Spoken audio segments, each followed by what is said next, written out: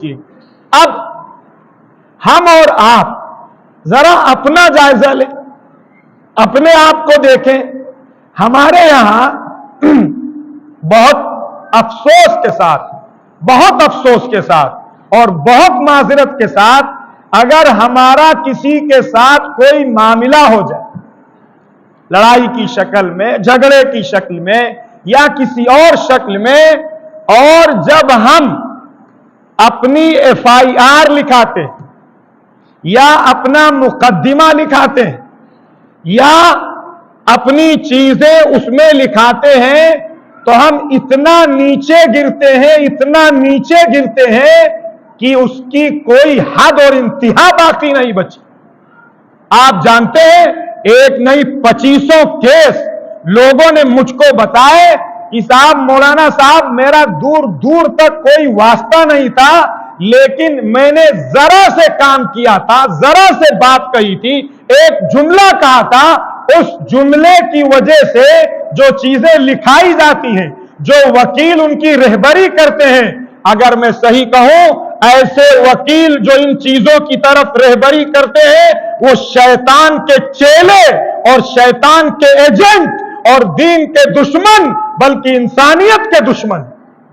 صاحب ایک آدمی نے ذرا سے بات کہی ہے اور آپ لکھنے کے لیے یہ بیٹھے ہیں کہ اس آدمی نے میری بیوی کے ساتھ بدسلوکی کی ہے، اس آدمی نے میرے گھر پہ صاحب وہ میں نام نہیں لینا چاہتا ہوں اور وہ میری زبان سے وہ الفاظ بھی نہیں نکل رہے ہیں کہ میں آپ سے کہوں. ایک مسلمان دوسرے مسلمان کو صاف پھنسانے کے لیے، اپنے کیس کو مضبوط کرنے کے لیے، اپنے پکش کو اسٹرانگ کرنے کے لیے وہ صاحب اپنی بیوی کی بھی عزت داؤ پہ لگا دیتا ہے، اپنے گھر کی بہو بیٹیوں کی عزت بھی داؤ پہ لگا دیتا ہے، اور اس کے بعد کیا کیا وہ لکھاتا ہے وہ آپ مجھ سے زیادہ جانتے ہیں. کیا آپ یہاں لکھا لیں گے، وکیل صاحب لکھ دیں گے، سی او صاحب یا اور جج صاحب یا جو صاحب ہوتے ہیں وہ صاحب فیصلہ کر دیں گے، تو کیا آپ کو خدا کی عدالت میں نہیں حاضر ہونا ہے؟ کیا آپ کو خدا کی بارگاہ میں حاضر نہیں ہونا ہے؟ ہاتھ ٹوٹا تھا صاحب 4-5 ہفتے بھر پہلے اور بات ہو گئی ہمارے ان سے تو وہ بھی اسی میں لکھا دیا جاتا ہے کہ صاحب ہاتھ بھی توڑ دے، اور ڈاکٹر صاحب کے یہاں سے سرٹیفکیٹ بھی جو ہے وہ پرووائڈ کروا دیا جاتا ہے. میرے عزیز و بزرگوں دوستوں،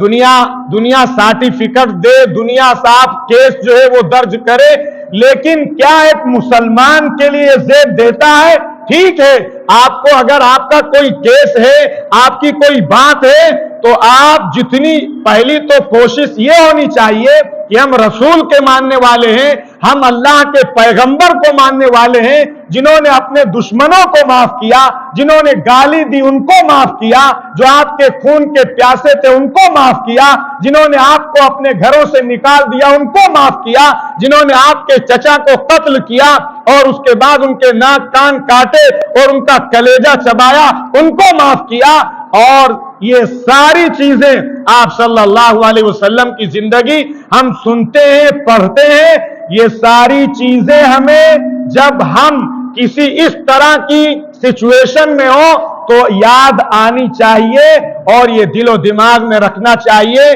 کہ اگر آپ لکھوا رہے ہیں تو جتنا ہوا ہے اس سے ایک حرف آپ کو آگے نہیں لکھانا چاہیے. اگر آپ جھوٹی چیزیں لکھاتے ہیں، جھوٹے الزامات لگاتے ہیں اور کسی کی کردار کشی کرتے ہیں اور کسی کے کردار پہ دھبا لگاتے ہیں اور کسی آدمی کو صاحب آپ تہمت کے ذریعے سے پورے معاشرے اور سماج کے اندر ذلیل کرنے کی کوشش کرتے ہیں، آپ یاد رکھیے، میں ایک بار نہیں 1000 بار قسم کھا کے کہوں، خدا جب تک آپ کو اس برائی کے اندر لت پت نہیں کر دے گا، خدا جب تک آپ کو اس برائی کے اندر انوالو نہیں کر دے گا، وہ جرم جب تک آپ نہیں کر لیں گے تب تک آپ کو موت نہیں آئے گی. یہ حدیث کے الفاظ. اگر آپ نے کسی پر زنا کا الزام لگایا ہے تو آپ یاد رکھیے آپ موت سے پہلے زنا ضرور کریں. اگر آپ نے کسی کے گھر کی عزت کو داؤں پر لگایا ہے جھوٹے اور تہمت کے ذریعے, جھوٹ کے ذریعے, بےایمانی کے ذریعے اور اس طرح کے بدتمیز اور گندے جو غلط لوگوں کی رہبری کرتے ہیں ان وکیلوں کی گائیڈ لائن کے ذریعے اگر آپ نے یہ کام کیا ہے تو آپ توبہ کیجئے, اور جس کے ساتھ آپ نے بدتمیزی کی ہے اس کے قدموں میں پڑ جائیے اور اس کو اپنے سینے سے لگا لیجئے اور اپنے آنسو بہا کے اس سے معافی مانگ لیجئے, ورنہ آپ کو موت سے پہلے خدا اس برائی کے اندر ضرور ڈالے. یہ صاحب کھیل تماشا نہیں ہے. ہم یہ سمجھتے ہیں کہ صاحب ہم کسی کی عزت کو داؤں پہ لگا دیں گے, کوئی معزز آدمی سماج کے اندر ہے, اس کی کیا امیج رہ جائے گی